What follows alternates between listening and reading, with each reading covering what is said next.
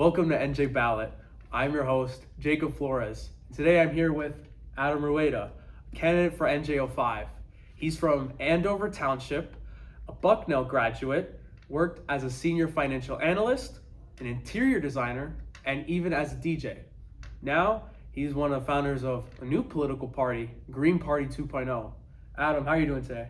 I'm doing well, man. Thanks so much for having me on. I really appreciate the brand of journalism that you're doing, that you're giving third-party candidates and independent candidates a chance. That's really going to be the way we can move this forward. All right. Well, the pleasure is ours. Thanks for having me. No problem. To start, I wanted to talk about your party, Green Party 2.0. Because to be honest with you, the first thing that came to my mind was that I confused it a bit with the Green Party. What happened? Why did the movement need a Green Party 2.0? Yeah, so I think Green Party US, the one that most people are familiar with, most formally associated with Jill Stein and Butch Ware. I think that the Green Party, as we know it, has been ineffective, unfortunately, especially at a federal level, and especially in advancing a politics of prioritizing the environment and prioritizing peace. I think that anyone that has put their faith in the Green Party of old, unfortunately, has been let down and disappointed, from everything from election results to policy that's been implemented in this country. Green Party US was founded in the 80s, in 84. So I just think that their messaging and their candidates could use a huge facelift. And although I do believe in the central pillars of Green Party, green politics is a thing across the world. In the UK, green politics is having more of a resurgence and was able to elect some representatives to their parliament there.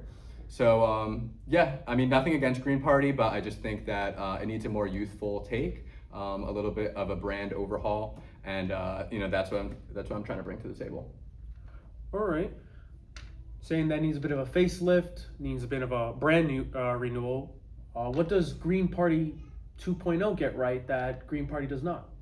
So I think first and foremost, participating on a congressional scale, it would be a great kind of area of government for the Green Party to focus on and make change, because a lot of the policies that they represent and stand for, environmental politics, health first politics, pro-diversity, feminism, a lot of those ideologies and those policies are kind of completely lacking representation on a federal level.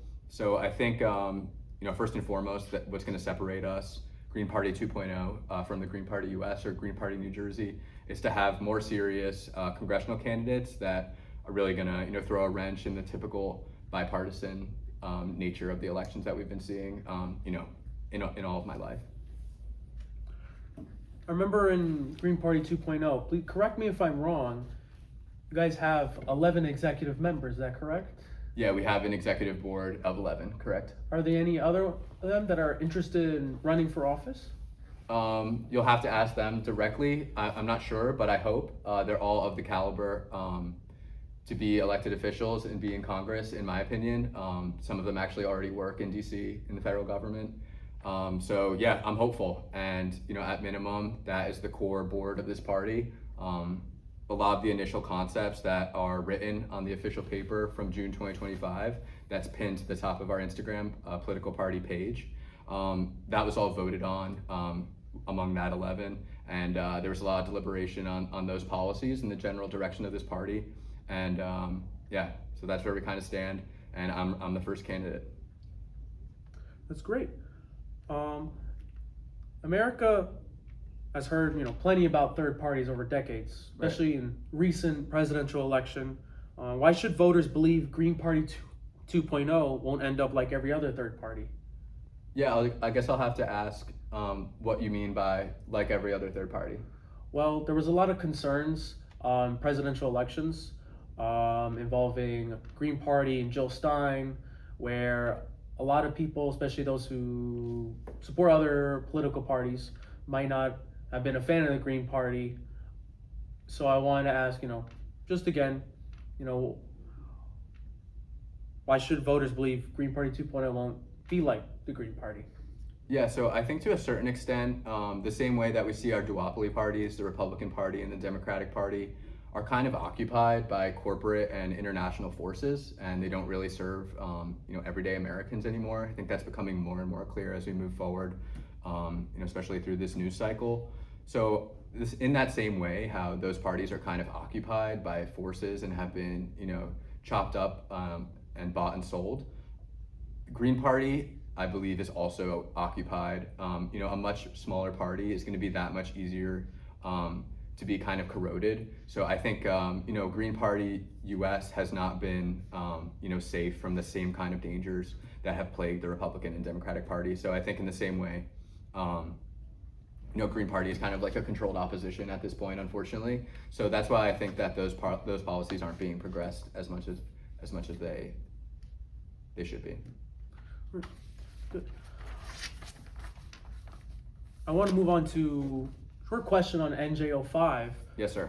Bergen, Passaic, Sussex County voters have traditionally bounced from Republicans and Democrats. Why should they take a chance on Adam Rueda? Yeah, absolutely. So they've actually been, Josh Gottheimer has been our incumbent for the last 10 years. So they've been pretty steady. That's 5 elections of Democrat straight. Also in as recently as 2020, this district was heavily gerrymandered to help Gottheimer get reelected. So we lost a good chunk of Wantage County, which is traditionally very red, and took on more of Bergen County, more of deep blue Bergen County.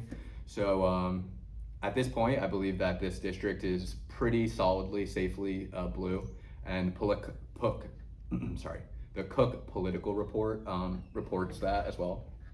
So I think that this district is much more left-leaning and progressive than what meets the eye, and I think that they designed it to help Gottheimer be reelected, but he's become almost like a right-leaning person as his policies and his messaging really center around catering to big business and foreign interests. So I think that it's wide open for a progressive liberal person to win this seat. Could you elaborate on what exactly makes Gottheimer's policies right-leaning? Well, he actually votes against impeaching Trump when he initially attacked Iran. He votes against curtailing Trump's war powers, and he was the only Democrat in New Jersey actually to vote for FISA surveillance, warrantless FISA surveillance. So I just think that he is bought and paid for by foreign interests, by corporate lobbies. He takes hundreds of thousands of dollars from big pharma, for-profit pharma, from big tech. He is a former Microsoft employee and worked for Microsoft directly before he began his tenure in Congress. So he's deeply intertwined with for-profit corporations, and that's why I believe he's right-leaning foremost. I think he's looking out for his financiers and not for the people on the ground of New Jersey 5. So you're saying that you consider him right-leaning because of his refusal to impeach President Trump, and not to mention you said he has history of support from giant corporations. Is that what you're saying? Yes. Very well. I would like to also discuss some of your policies that I saw online, some interviews regarding affordability. New Jersey families struggle with housing costs, price of groceries, and some of the highest property taxes in America. What's one thing, Green Party 2.0 could do tomorrow that would actually make life cheaper for people in New Jersey? Yeah, absolutely. I don't want to overpromise and say that anything is going to happen tomorrow, but I think a big focus of mine is the SALT property tax cap, which is going to come down. It should have been included in the Big Beautiful Bill, but it was not. Gottheimer was not able to secure that legislation for the people of New Jersey 5. So currently, people are allowed to write off up to $40,000 of their property taxes, and I think that should go even higher from their federal tax. But that is coming down to 10% as of 2030. Gottheimer wasn't able to secure that, so I will push for that to be put into permanent policy and even raised beyond that 40% up to 50%. In addition, I'm going to be a strong force against congestion pricing and tolling. I think that all of that is kind of an egregious expense on most times it's commuters and people that are traveling for work purposes. So I think we really have to do a lot more on that front to lower the cost on everyday commuters and working people who are being gouged at the pump and through Easy Pass, through congestion tolling, and from every which way. So we have to do more for everyday commuters and lower the cost for them. How would you guys directly address some of the congestion pricing?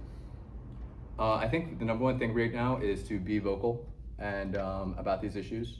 And I think that the same way that Mamdani has kind of set the pace as this is what someone looks like that's actually looking out for people and isn't serving the ruling class and the donor class.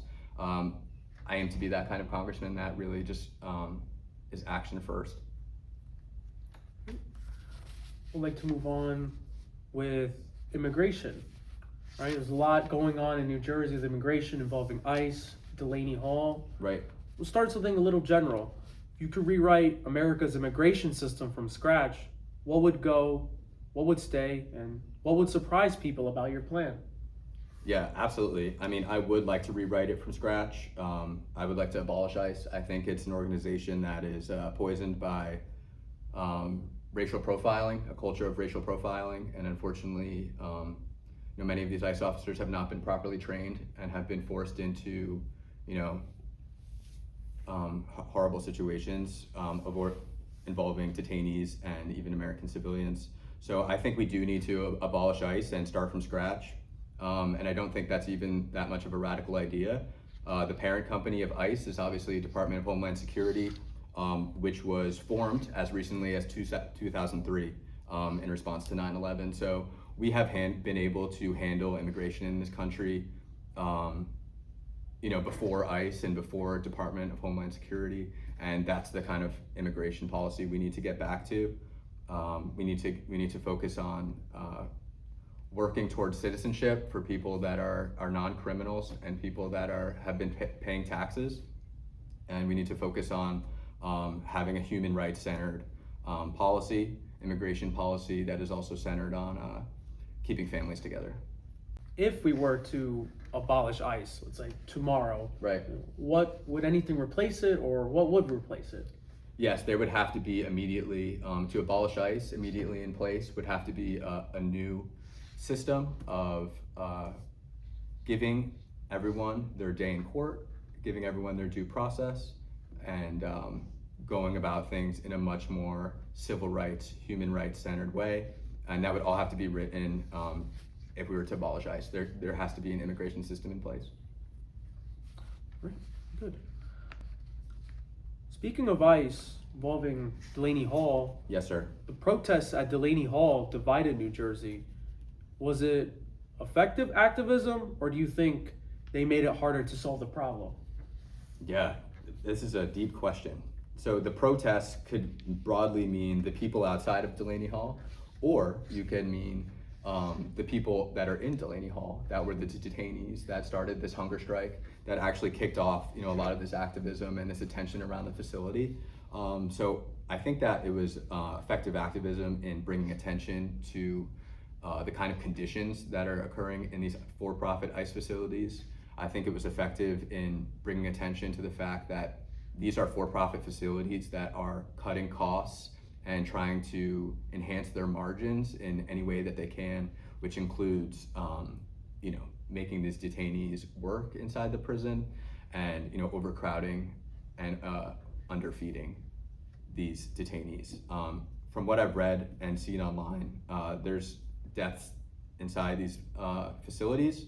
There are horrific conditions of the food and people that are being denied medical care. So I think that any attempt to bring attention to this issue is worthwhile. I think it's one of the biggest issues that we have here in 2026. And we need to keep talking about ICE every single day, and especially in Delaney Hall.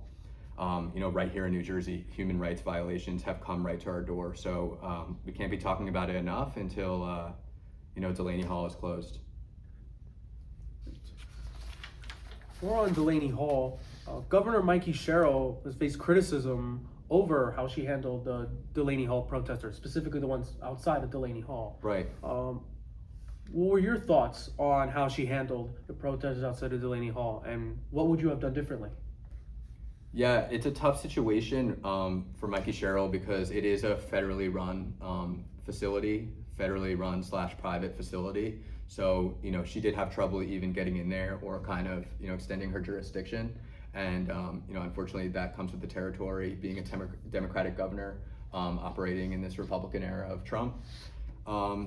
Yeah, I think she came down a little hard on the protesters outside Delaney Hall in terms of, sending in the riot shield squad and, all the kind of tear gassing and, violence that has frankly gone on there. Even recently, the violence kind of continues outside of Delaney Hall. So I'm just really disturbed by the situation, and I would have done more to promote peace and not bring more law enforcement into the area. All right, very good. One of your campaign, part of your campaign involved supporting free speech. Yes, sir. So I want to ask you to elaborate on that. In New Jersey, who do you think is losing that freedom and who's restricting it? This is a great question. So I definitely support free speech. I think that on social media, the biggest overstep on free speech is happening right on social media. And there's top-down censorship on certain words and certain topics happening right on our phones and on our most popular social media sites. And I think that's a huge problem. As someone that's chronically online and posting a lot about politics and sensitive topics, that's really something that I've noticed starting in COVID and only growing exponentially here in 2026 regarding different topics. So that's something I think that's occurring. Zuckerberg has went on the record to say that he believes and that kind of censorship, top-down censorship from the government is happening to him. So that is directly in violation of the First Amendment. And also, in addition to that, but on another hand, I think that when we throw out valid climate science and the research of valid climate scientists, as this administration has, I think that is a violation of free speech as well. And that's kind of holding back American innovation in a lot of ways. So, I think that's criminal, and that's some of the free speech we have to be focused on as well. And, lastly, we have to fight for our access to unbiased science and history. And, Trump has taken down some of the exhibitions in Philadelphia regarding slavery or some of the tougher parts of our history. And that too, I think, is a big part of free speech and about recognizing the more challenging and more painful parts of our history and learning from them and growing from them and teaching them to our younger generations and not, hiding them, because then we're that much more prone to make the same mistakes again. Just one last thing. I'm just for some clarification. You're saying that some of the climate science, the perspective of climate science and climate scientists, you're saying that's also an example of suppression of freedom of speech?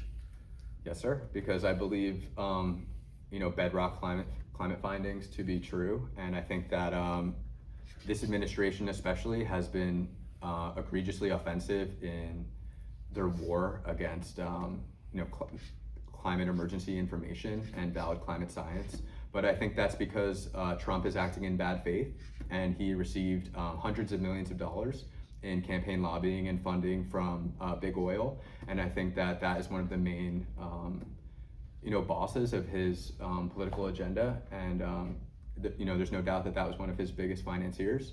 So I think that he's kind of bent the knee to the big oil industry, and he's doing everything to appease them because they really helped him win the presidency and get in office. So I think that's what's happening, and I think we need to get on the same page as Europe and most of the United Nations in terms of climate policy. One more thing on freedom of speech. How would Green Party 2.0 protect freedom of speech in New Jersey?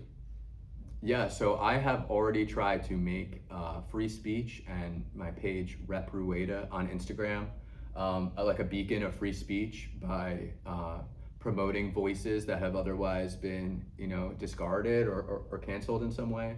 And I aim to do that, keep it an independent, non-for-profit, party and organization. And one of the main goals of it is going to be promoting free speech and promoting all different kinds of opinions on important topics.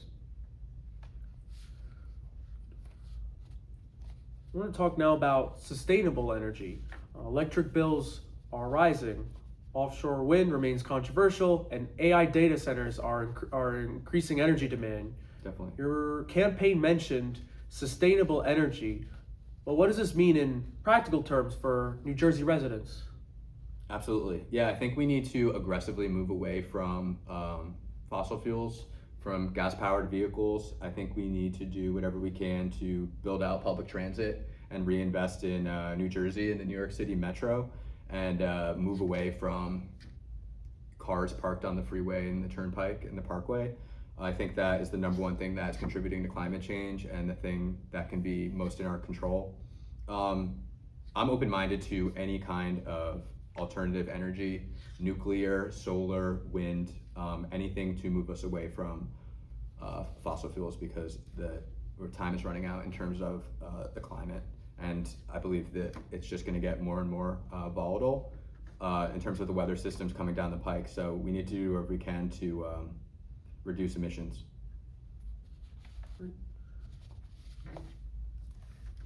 I wanted to also discuss something that you mentioned earlier and something I also saw in a previous interview you had. Sure. You previously suggested a Republican candidate for NJ-05 wasn't running a serious campaign.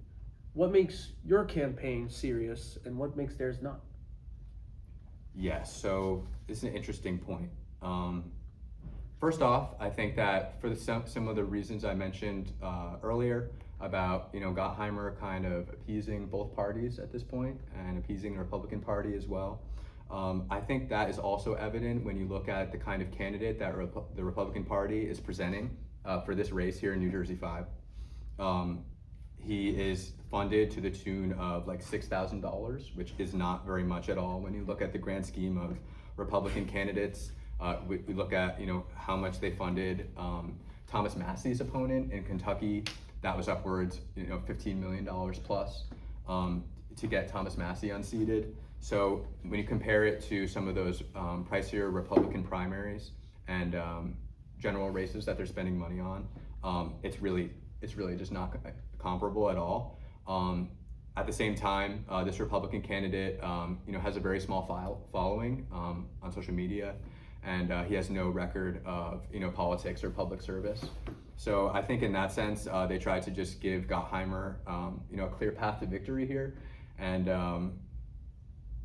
I think that I am actually going to ask the right questions and have the policy positions to actually challenge someone like Gottheimer, whereas the Republican candidate has much of the same policies as Gottheimer in terms of being pro-ICE, being for unconditional aid to Israel, things like that. So a lot of the major topics is a huge overlap with Gottheimer, and unfortunately, you see that a lot with this kind of two-party system that we have, Republicans versus Democrats. Is a lot of times the two people that end up in the general election, kind of have a lot of overlap on the most important issues, effectively kind of keeping those issues off the ballot. So I just think there's room in every race across the country, every congressional race across the country, for a third candidate these days. And there's a lot of ideologies and policies and political opinions that have absolutely no representation, in our political sphere, whether it be in primaries or general elections, and certainly not, in Congress. So, those are the main reasons. And if you look at just some of his messaging and some of, what he's doing, it doesn't seem as competitive as other candidates across the country. You're saying there's not much of a competition between the Democrats and the Republicans in NJ-05 because their policies are very alike, very similar? Is that what you're saying? Well, I'm saying that the Republican and Democratic Party are probably both in favor, in some extent, the leadership of the Democratic Party and the leadership of the Republican Party. Gottheimer is in with them. That's what I think. And I think that we live these days in sort of like a ruling class, reminiscent of like the taxation without representation days where when America was founded. So I think that there's a ruling class and a bourgeoisie these days, and Gottheimer is part of it. And they collude their policy positions on certain issues to keep them off the ballot. And I think that's a big problem. I think that happened in regards to foreign policy, looking back in the Trump versus Harris race most recently. And I think that, even in the most recent governor race, there was a lot of overlap between Sherrill and Ciattarelli in terms of some of their policies. So it's just unfortunate, and I think the system needs to get much more competitive, and this introduction of third-party candidates, of independents and outside players coming into these races, I think is the only way to make the system more competitive. And even if those candidates don't come out victorious, they will force people to have better policies. They'll force candidates, the existing candidates and the existing parties, to have better policies that are more towards serving the people and catered towards the working class. We'd also like to talk about one of the other highlights of your campaign where you mentioned insider trading. Yes. Would you support banning members of Congress and their spouses and children from owning individual stocks altogether, completely? Yes, I would, personally. Do I think that will pass through Congress anytime soon? No. It's extremely unlikely that members of Congress are going to pass anything that dims their prospects in any way in terms of self-profiteering, especially with the Congress we have now today. And it's the same kind of thing with term limits. It's going to be very tough to pass through Congress anything that dims the prospects of the people in there. I personally have committed. So what we can do, though, is demand that kind of pledge from our candidates. So even if there cannot be a law, which I think is unlikely, I would support it. I would support a ban. But even if we cannot pass a law, I think that we can, as voters and as educated general public, I think that we can demand that as something we want and require from future candidates. And I've personally taken the pledge to not own any stocks or crypto while I'm in office, so I won't have that personal financial bias when writing legislation or voting. And I think that that's a good judge of character. And I think that a lot of candidates that are actually fighting for a working class and working people should go ahead and take that pledge for themselves and commit to that with their district and with their constituents, and we can kind of attack the problem that way. Yeah. Very good. Just one last question for today. Yes, sir. Adam. 4 years from now, what do you hope people in Bergen, Passaic, and Sussex counties will say Adam Rueda accomplished? 4 years from now, so that'll be 2 terms of Congress in the books. I hope that there's at least several more Green Party 2.0 members in Congress along with me. I hope that we have a new voting bloc of 10 or 15 or 20 people, and that we have effectively broke the gridlock in Congress. And since the red-blue majority-minority divide is usually only 5 or 10 seats, because it's usually split pretty evenly, a new voting bloc that's actually working independently and working on behalf of their constituents, and that is looking at each issue and each bill with critical thinking and objectively and with their constituents in mind. All of Congress will flow through that new voting bloc of 10 or 15 or 20 people. So if I could wave a magic wand, I see that, I see that manifesting, and I see brighter days for our democracy and our elected officials soon to come. Very well. Adam Rueda, thank you so much for joining us today. Thank you so much. It was a pleasure to meet you. Pleasure to meet you as well. Where could the audience follow more of your work? Yes, please follow Rep Rueda on Instagram, REPRUEDA. Follow political party account on Instagram, Green Party 2.0. You can donate right in the link in my bio. It's a Green Party 2.0 page set up on Open Collective, which is a totally transparent donor service. And you can see all my donations that have come through right on there. So we can all keep track on this totally grassroots independent effort, and we can make a real run at better representation for New Jersey 5 for Bergen, Passaic, and Sussex County. Once again, Adam, thank you so much for joining us. Thank you, brother.